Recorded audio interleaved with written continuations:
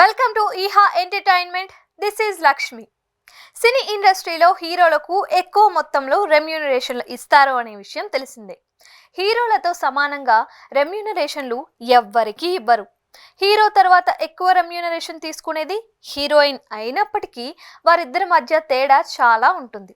ఈ విషయంలో ఇప్పటికీ ఎంతో మంది హీరోయిన్లు అసంతృప్తి వ్యక్తం చేస్తూ గొంతు విప్పినప్పటికీ ఎవ్వరూ ఈ అంశాన్ని పట్టించుకున్నదే లేదు.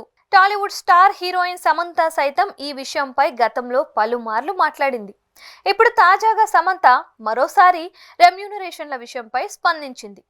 హీరో హీరోయిన్లు ఇద్దరు సమానంగా కష్టపడుతున్నప్పుడు హీరోలకు అంత ఎక్కువ మొత్తంలో రెమ్యూనరేషన్లు ఇచ్చి హీరోయిన్లకు ఎందుకు అంత తక్కువ మొత్తంలో ఇస్తారో తనకు అర్థం కాదని సమంత అసహనం వ్యక్తం చేసింది. ఇండస్ట్రీలో తనను ఇబ్బంది పెట్టే విషయాల్లో రెమ్యూనరేషన్ కూడా ఒకటని, అందుకే ఈ విషయంలో మార్పు తీసుకురావాలని ట్రై చేస్తున్నట్లు సమంత తెలిపింది.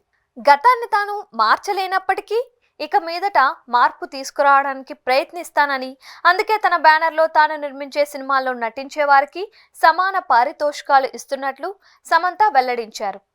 ఇలా ఆడ మగ అందరికీ సమానంగా రెమ్యూనరేషన్లు ఇవ్వాలని తాను పోరాడుతున్నట్టు కాదని, ఒక పాత్ర కోసం ఆర్టిస్టు పడే కష్టాన్ని చూసి వారికి పారితోషికాన్ని నిర్ణయించాలని మాత్రమే తాను ఆరాటపడుతున్నట్లు సమంత చెప్పుకొచ్చింది.